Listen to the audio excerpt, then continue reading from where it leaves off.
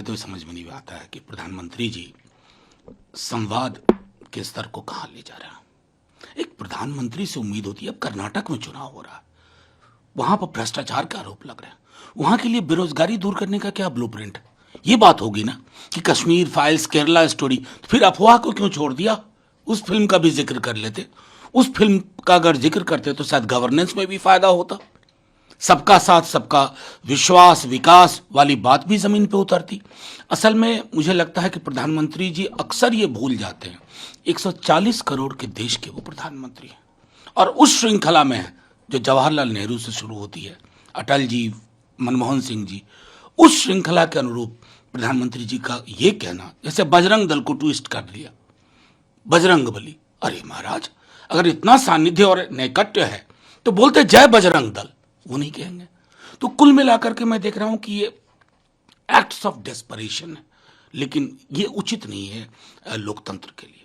वैसे कांग्रेस किसी राज्य में कांग्रेस कह रही है, मैंने कुछ अलग तो कहा नहीं, बस मैं सिर्फ इतना कहना चाहता हूं कि प्रधानमंत्री जी, देश के हालात ठीक नहीं है।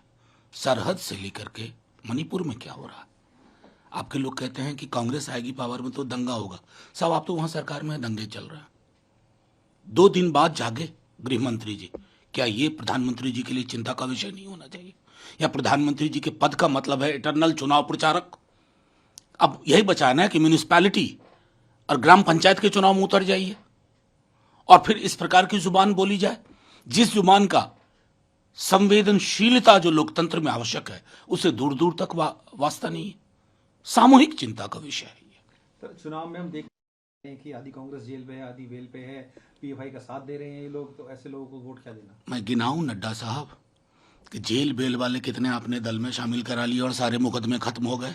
और ताजा हालिया ये जो अडानी महामानव हैं उस पर बोलते नड्डा साहब, और आप तो बोलते बोलते ये कह गए कि 9 साल पहले तक भारत घुटने टेक के चलता। मानता हूं कांग्रेस से विरोध है, थर्ड फ्रंट के नेताओं से विरोध है, प्रधानमंत्रियों से, अटल जी को भी लपेट लिया। मतलब एक तो सीमा होनी चाहिए ना कि इसके आगे देश, पॉलिटिकल पार्टी आती हैं जाती हैं, कल को आप नहीं होगे, आपका दल नहीं होगा, देश रहेगा। तो अपमान मत करिए कि 70 वर्षों में जो लोग भी थे, जिन लोगों ने चुन के सरकार बनाई, वो बेवकूफ थे, आपके आने का इंतजार कर रहे थे। आपका, मैं समझता हूं आपकी मजबूरी है, राजा की तेरे सुबह की जय, राजा तेरे शाम की जय, लेकिन साहब देश को अपमानित मत करिए। शरद पवार साहब ने अपना जो इस्तीफा था वो वापस ले लिया है। उन्होंने कहा कि मैं अपने कार्यकर्ताओं का सम्मान करता हूं, कि भावनाओं के साथ कोई वो नहीं कर सकता। देखिए, मैं समझता हूं सिर्फ महाराष्ट्र के कद्दावर नेता नहीं, देश में अगर अनुभवी राजनेताओं की कोई फहरिस्त बने तो उनका नाम ऊपर शुमार होगा। और अभी जो खास तरह से जिस प्रकार विपक्ष के दलों के बीच बातचीत चल रही है उसमें शरद पवार जी का अनुभव काफी महत्वपूर्ण है। कश्मीर में हम देखने वाले कि पिछले कई दिनों से मुठभेड़ चल रही है, 5 जवान हमारे शहीद हो गए हैं। लगातार ये पाकिस्तान की तरफ से रिटेलिएशन नहीं, सब कुछ मानते हैं गृह मंत्री जी, ये नॉर्मलिटी है। कश्मीर में हमारे जवान शहीद हो रहे हैं, सिविलियंस पे हमला हो रहा है, इस नॉर्मलिटी की बात करते हैं दिल्ली में बैठ करके। मैंने सदन में कहा था कि कश्मीर को जमीन का टुकड़ा मत समझिए, जिंदा लोग बसते हैं। कश्मीर के आधार पर राजनीति आप उत्तर भारत में करना चाहते हैं और कश्मीर के लिए कोई चिंता नहीं। क्या हालत है? जो जवान शहीद होते हैं ना, आप तो झंडे में लपेट के फूल माला डाल करके एक दिन निश्चिंत हो जाते हो, लेकिन जिन घरों के चिराग बुझते हैं, कभी उन घरों में जाकर के 6 महीने बाद, साल भर बाद देखिए क्या है। हर शहादत एक ट्रेल छोड़ के जाती है। आपने आज तक उस पर कोई काम नहीं किया।